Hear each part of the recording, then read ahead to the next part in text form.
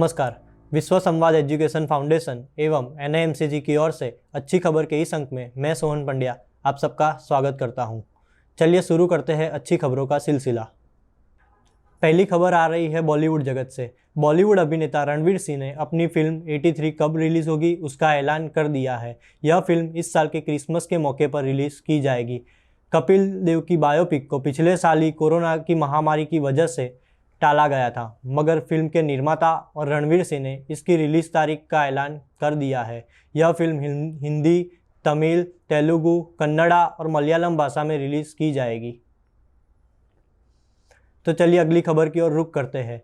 बेटी दिवस 2021 के अवसर पर मेगा स्टार अमिताभ बच्चन ने इंस्टाग्राम के पोस्ट के जरिए बताया कि कैसे बेटियों की उपस्थिति संस्कृति और समाज को समृद्ध करती है। इसी के साथ बिग बी ने अपनी बेटी श्वेता बच्चन के साथ मुस्कान साझा करते हुए एक अद्भुत तस्वीर भी पोस्ट की। बिग बी की इस पोस्ट ने श्वेता का दिल जीत लिया। पोस्ट पर प्रतिक्रिया देते हुए श्वेता ने कमेंट किया, लव यू पापा। अगली खबर आ रही है भारतीय वायुसेना विभाग से। भारतीय वायुसेना ने 13 साल बाद श्रीनगर की डल झील के ऊपर एयर शो किया। इस शो में भारतीय वायुसेना के पायलट ने शानदार कलाबाजी दिखाई है। वायुसेना के इस एयर शो के पीछे की वजह थी कश्मीर में युवाओं को सेना में शामिल होने के लिए प्रेरित करना और साथ ही में इसी क्षेत्र में पर्यटन को बढ़ावा देना। इस एयर शो में भारतीय वायुसेना के कई विमानों का फ्लाइट पास शामिल था। दर्शकों ने पैरामीटर उड़ान और भारतीय वायुसेना की स्काई डाइविंग टीम आकाश गंगा के करतब भी देखे। तो चलिए अगली खबर की ओर बढ़ते हैं। पीएम मोदी ने रविवार को अपने मासिक रेडियो संबोधन मन की बात में कहा, स्वतंत्रता संग्राम के गुमनाम नायकों के योगदान पर 5000 शौकीय साहित्यकार लिख रहे हैं। प्रधानमंत्री ने कहा कि भारत की आज़ादी के 75 साल पूरे होने के उपलक्ष्य में चल रहे आज़ादी के अमृत महोत्सव के तहत स्वतंत्रता संग्राम के इतिहास की अनकही कहानियों को प्रसारित करने का अभियान चल रहा है। इसके लिए आने वाले लेखकों, युवाओं को देश और दुनिया से आह्वान किया गया था। इसके लिए अब तक 13,000 से अधिक लोगों ने पंजीकरण कराया है और वह भी 14 विभिन्न भाषाओं में। तो अगली खबर आ रही है महाराष्ट्र से। महाराष्ट्र राज्य के लिए एक नया बेंचमार्क स्थापित करते हुए शनिवार को आयोजित एक लोक अदालत ने लगभग 8.5 मामलों का निपटारा किया, जिसमें कुल निपटान राशि लगभग 1320 करोड़ रुपये थी। आयोजकों ने कहा कि यह पहली बार है कि मुंबई में ट्रांसजेंडर व्यक्तियों का पैनल का हिस्सा बनाया गया। कानून के प्रोफेसर और छात्रों को भी शामिल किया गया था। मुंबई जिला कानूनी सेवा प्राधिकरण के सचिव हितेंद्र वानी ने कहा, शहर में 335 करोड़ रुपए से अधिक की बस्तियों से जुड़े 1.5 लाख से अधिक मामले बंद हुए।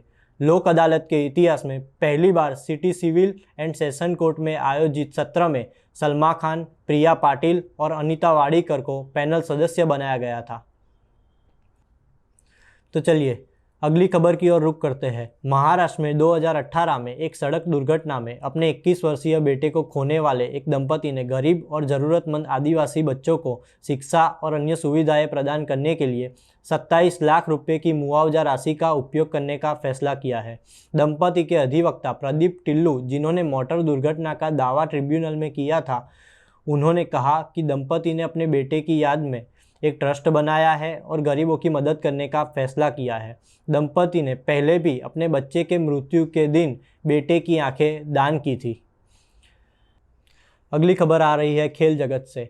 F1 के दिग्गज लुइस हैमिल्टन रविवार को 100 रेस जीतने वाले पहले F1 ड्राइवर बन गए। उन्होंने रविवार को रशियन ग्रांड प्रिक्स की रेस जीती, जो उनके करियर की 100वीं रेस थी। इस जीत के साथ ही वह चैंपियनशिप में भी वर्कस्टेपन से आगे निकल गए। हैमिल्टन को फर्स्ट कॉर्नर में रखा गया था, जिस वजह से वह 7वें स्थान तक पिछड़ गए थे, लेकिन फिर उन्होंने वापसी की और नॉरिस को मात देकर रेस जीती। हैमिल्टन अपनी जीत के साथ चैंपियनशिप में टॉप पर पहुंच गए हैं। वह पहले वर्कस्टेपन से 5 अंक पीछे चल रहे थे, लेकिन अब वह उनसे 2 अंक की लीड हासिल कर चुके हैं। अपनी 100वीं रेस की जीत के बारे में बात करते हुए उन्होंने कहा, 100वीं जीत आने में काफ़ी समय लगा। मुझे यकीन नहीं हो रहा है कि मैंने ऐसा कर दिखाया। मेरे लिए यह जादुई लम्हा है। तो चलिए अब अगली खबर की ओर आगे बढ़ते हैं। प्रधानमंत्री नरेंद्र मोदी ने सोमवार को घोषणा की है कि आयुष्मान भारत डिजिटल मिशन देश भर में शुरू हो गया है, जिसके माध्यम से प्रत्येक नागरिक स्वेच्छा से एक अद्वितीय डिजिटल स्वास्थ्य आईडी बना सकता है, जिसमें सभी मेडिकल रिकॉर्ड शामिल है। स्वास्थ्य आईडी जनसांख्यिकी और स्थान, परिवार और संबंध और संपर्क विवरण जैसे विवरण एकत्र करेगी। इसके बाद इसका उपयोग लोगों की विशिष्ट रूप से पहचान करने, उनके प्रमाणित करने और उनके स्वास्थ्य रिकॉर्ड में थ्रेड करने के लिए किया जाएगा। आईडी लोगों को मेडिकल रिकॉर्ड को स्टोर और एक्सेस करने में सक्षम बनाएगी और उन्हें उपचार और अनुवर्ती कार्यवाही के लिए स्वास्थ्य देखभाल प्रदाताओं के साथ साझा करेगी। अगली खबर है न्यूयॉर्क से, जहां इस पीढ़ी का सबसे बड़ा संगीत का इवेंट पिछले शनिवार 26 सितंबर को हुआ। यह इवेंट टीकाकरण, जलवायु परिवर्तन और अकाल के बारे में जागरूकता फैलाने के लिए हुआ था। सितारों से सजी हुई यह शाम में कई बड़े एक्टर्स, पॉलिटिशियंस ने दान करने का निर्णय लिया। ग्लोबल सिटीजन नाम के एनजीओ का लक्ष्य है कि वह 1 बिलियन पेड़ उगाए, 2 बिलियन वैक्सीन गरीब देशों में पहुंचाए और 41 मिलियन लोग जो भूख से जूझ रहे हैं उन्हें खाना पहुंचाए। तो अगली खबर आ रही है यूरोप के आइसलैंड से। जेंडर इक्वलिटी के लिहाज से आइसलैंड ने इतिहास रच दिया है। 63 सीटों वाली आइसलैंड में संसद में 33 महिलाएं चुनी गई है। शनिवार को चुनाव के बाद वहां की संसद में महिलाओं की भागीदारी 52% हो गई। इसी के साथ आइसलैंड की संसद यूरोप में पहली ऐसी संसद बन गई जहां महिलाएं बहुमत में है। अभी तक यूरोप के किसी और देश की संसद में 50% महिलाएं भी नहीं है। सबसे करीब स्वीडन है, जहां 47% महिला सांसद है। तो अगली खबर आ रही है फिल्म जगत से। महाराष्ट्र के मुख्यमंत्री श्री उद्धव ठाकरे जी ने 22 अक्टूबर से सिनेमाघरों को खोलने की अनुमति दी है। महाराष्ट्र में सिनेमाघर खुलने के बाद रोहित शेट्टी की सूर्यवंशी बड़ी रिलीज होगी।